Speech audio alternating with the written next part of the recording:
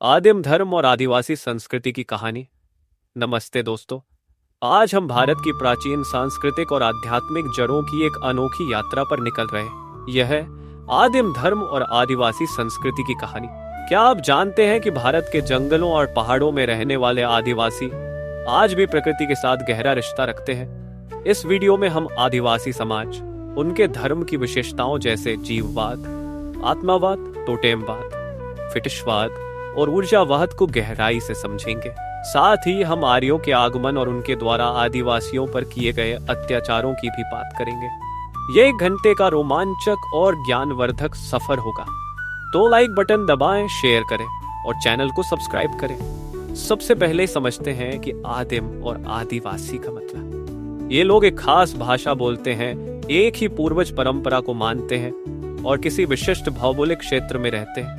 इनका जीवन प्रकृति से गहराई से जुड़ा है। भारत में आदिवासियों को जंगलों और पहाड़ों में रहने वाले सीधे साधे लोग माना जाता है। संविधान में इन्हें अनुसूचित जनजाति का दर्जा दिया गया है और राष्ट्रपति को इनके कल्याण की विशेष जिम्मेदारी सौंपी गई है। 1916 से 1931 तक इन्हें मूल निवासी या दलित वर्ग कहा जाता। स्वतंत्रता के बाद गांधी और नेहरू ने इनके उत्थान के लिए कई प्रयास किए। आज सरकार शिक्षा, स्वास्थ्य और रोजगार योजनाओं के जरिए इन्हें मुख्य धारा में ला रही है। भारत को प्रजातियों का अजायब घर कहा जाता है। मानव शास्त्री D.S. गुहा ने 6 प्रजातीय तत्व बताए: नीग्रेटो, प्रोटो ऑस्ट्रेलॉयड, मंगोलॉयड, भूमध्य सागरीय काकेशॉयड, पश्चिमी काकेशॉयड और नॉर्डिक। रिजले ने इन्हें द्राविडियन, मंगोलॉयड और इंडो आर्यन जैसे समूहों में बांटा। उदाहरण के लिए उत्तर पूर्व के गारो, खासी और नदा में मंगोलॉयड तत्व दिखते हैं।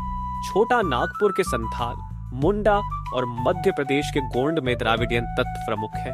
अंडमान निकोबार में नेग्रेटो तत्व मिलते हैं। ये विविधता भारत की सांस्कृतिक समृद्धि को दर्शाती है। आदिम धर्म आदिवासियों की आध्यात्मिकता का आधार है और इसका मूल मंत्र है प्रकृति के साथ सामंजस्य। चलिए इसकी प्रमुख विशेषताओं को विस्तार से समझते हैं। जीववाद आदिम धर्म की नींव है। यह विश्वास है कि इस दुनिया की हर चीज, पेड़, नदी, पत्थर, हवा में एक जीव या आत्मा होती है, ठीक वैसे ही जैसे इंसान में होती है। आदिवासी मानते हैं कि ये आत्माएं जीवित हैं और उनके जीवन को प्रभावित करती हैं। उदाहरण के लिए छोटा नागपुर के संथाल समुदाय में लोग सारना नामक पवित्र वृक्ष की पूजा करते हैं।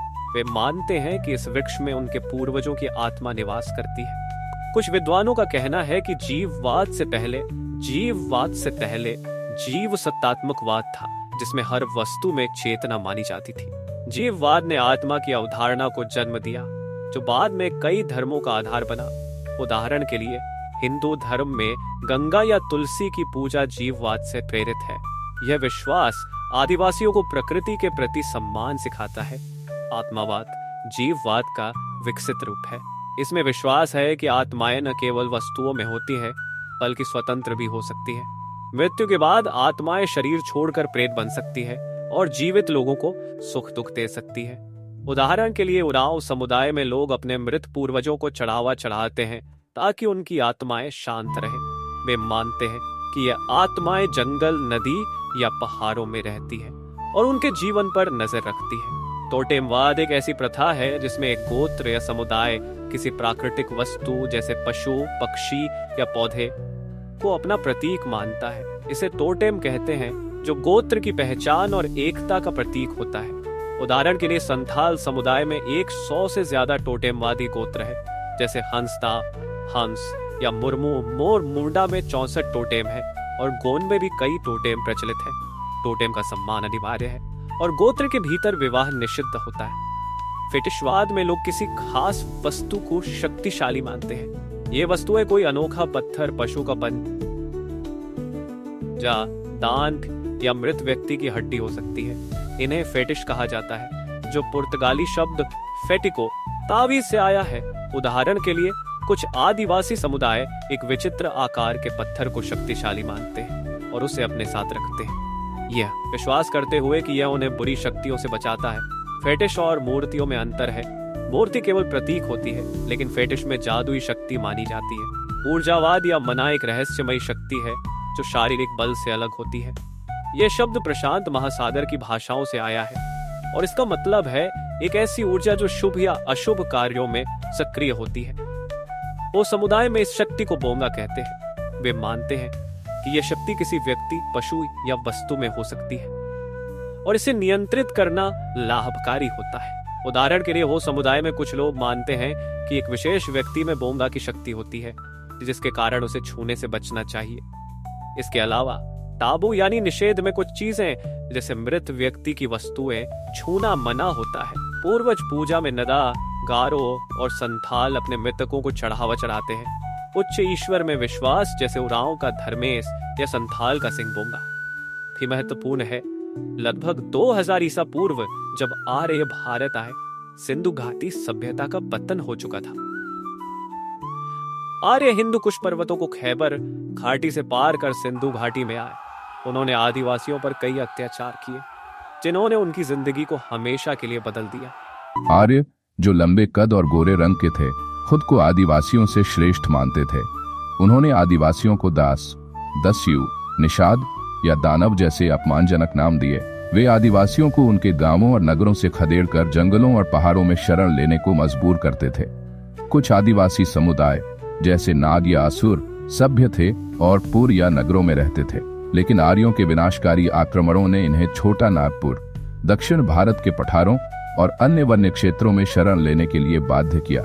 उदाहरण के लिए नाग समुदाय, जो अपनी उन्नत संस्कृति के लिए जाना जाता था, को छोटा नागपुर के जंगलों में धकेल दिया गया। आर्यों ने आदिवासियों की जमीनें छीनी, उनकी बस्तियों को नष्ट किया और उन्हें गुलाम बनाकर उनके संसाधनों का शोषण किया। कई आदिवासी समुदायों को अपनी संस्कृति और परंपराओं को छोड़कर दूर दराज के क्षेत्रों में जाना पड़ा। यह एक दुखद इतिहास है जिसने आदिवासियों को सामाजिक और आर्थिक रूप से कमजोर किया। एक काल्पनिक कहानी, एक आदिवासी अपने पेड़ की पूजा कर रहा है। एक आर्य योद्धा उसे देखता है और शुरू में उसका मजाक उड़ाता है, लेकिन जब वह आदिवासी की प्रकृति के प्रति श्रद्धा को समझता है तो वह भी उस पेड़ को सम्मान देता है। यह मिश्रण भारतीय संस्कृति का आधार बना। पिछले कुछ दशकों में आदिवासी समाज पर आधुनिकता का गहरा प्रभाव पड़ा। ब्रिटिश शासन ने प्रजातांत्रिक भावना लाई, मिशनरियों ने शिक्षा और नई नैतिकता का परिचय दिया और औद्योगिकरण ने आदिवासियों को शहरों की ओर खींचा। शिक्षा और रोजगार ने आदिवासियों को मुख्यधारा से जोड़ा। उदाहरण के लिए संथाल अब भी अपने नृत्य और उत्सव मनाते हैं, भले ही वे शहरों में काम करें। आदिम धर्म और आदिवासी संस्कृति भारत की आत्मा है।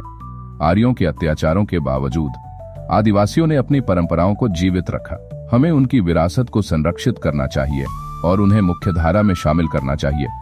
अगर आपको यह वीडियो पसंद आया तो लाइक करें, शेयर करें और चैनल को सब्सक्राइब करें।